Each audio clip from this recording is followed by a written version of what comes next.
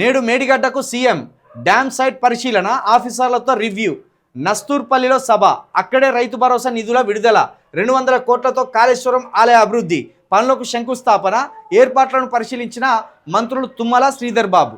వీళ్ళ అధికార పక్షం ప్రతిపక్షాల స్ట్రాటజీ ఎట్లున్నదో మీరు చూడండి.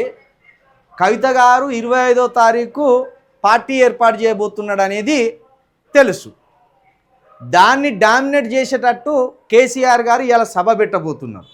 దీని నుండి ప్రజల మైండ్లను మార్చడానికి రేవంత్ రెడ్డి గారు ఈరోజు రైతు బంధు, రైతు భరోసా పేరుతోటి డబ్బుల పంపిణీ చేయబోతున్నాడు.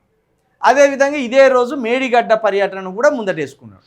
అంటే ప్రజా సమస్యలు లేనట్టు, అసలు ప్రజలు ఇక ఏ ఇబ్బందులు లేనట్టు, ఒకరిని మించి ఒకరు సభలు పెట్టి ప్రజలను డైవర్ట్ చేసే ప్రయత్నం తప్పించి ఇక్కడ వేరేది కనబడతలేదు. ఏకకాలంలో ఇవాళ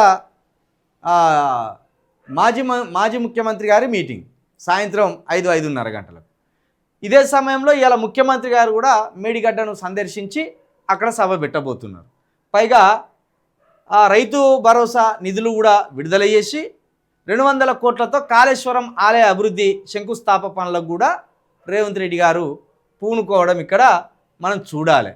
మొత్తానికి రైతు భరోసా అయితే వస్తానే. కేసీఆర్ గారు మీటింగ్ కోసమో, కవిత గారి పార్టీ కోసమో, ఈ రెండిట్లో ఏదో ఒక ఎఫెక్ట్ గట్టిగా తగులుతుందనే ఆలోచనతో అయితే మొత్తానికి రేవంత్ రెడ్డి గారు రైతు భరోసా నిధులను కూడా ఈరోజు విడుదల చేస్తున్నారు.